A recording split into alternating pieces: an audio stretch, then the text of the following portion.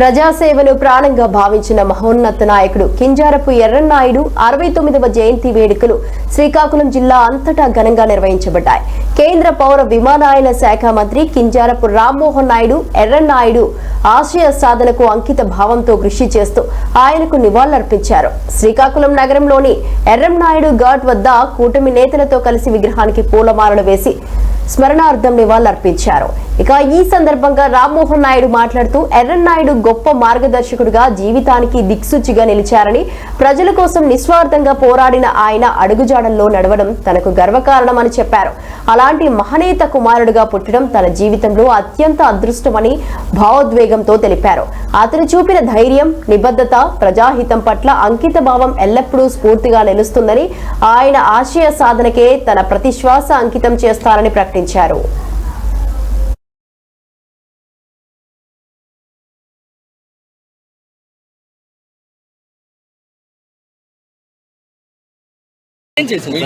అందరికీ కూడా నమస్కారం. శ్రీకాకుళం ముద్దుబిడ్డ గల్లీ నుంచి ఢిల్లీ వరకు ఒక ప్రత్యేకమైనటువంటి స్థానం సంపాదించుకున్నటువంటి మహానాయకుడు స్వర్గీయ కింజరాపు ఎర్రన్నాయుడు గారి 69వ జయంతి సందర్భంగా ప్రతి ఒక్కరికి కూడా నా శుభాకాంక్షలు తెలియజేసుకుంటున్నాను.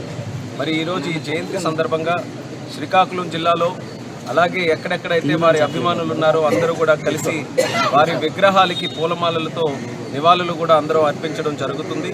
మరి ప్రత్యేకంగా ఇందులో పాల్గొంటున్నటువంటి ప్రతి ఒక్కరికి కూడా కుటుంబ పరంగా నా తరపున, అచ్చెన్నాయుడు గారి తరపున, మా కుటుంబ సభ్యుల తరపున అందరికీ కూడా మా ధన్యవాదాలు తెలియజేసుకుంటున్నాం.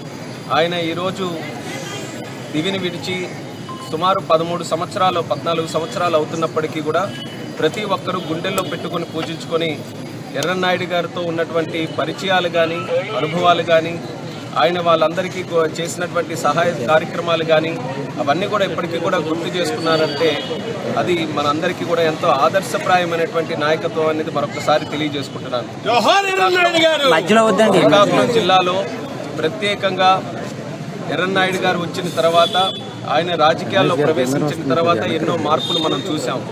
రాజకీయ చైతన్యంతో పాటు ఒక రాజకీయ నాయకుడనంటే ప్రజలతో ఎలా ఉండాలి, ఎలా మమేకమై ఉండాలి, ఒక కార్యక్రమం ఆయన ద్వారా చేయాలని అన్నప్పుడు, ఎవరైనా సహాయం కోసం వచ్చినప్పుడు ఆయనకి ఏ రకంగా భరోసానివ్వాలనేది ఈ రోజు వరకు ఒక రాజకీయ పాఠంగా ప్రతి ఒక్కరు కూడా చెప్తుంటారు. ఆయన మార్గాలలో ప్రతి ఒక్కరు కూడా ఫాలో అవడానికి ప్రయత్నం చేస్తారు. అందులోనే భాగంగా నేను కూడా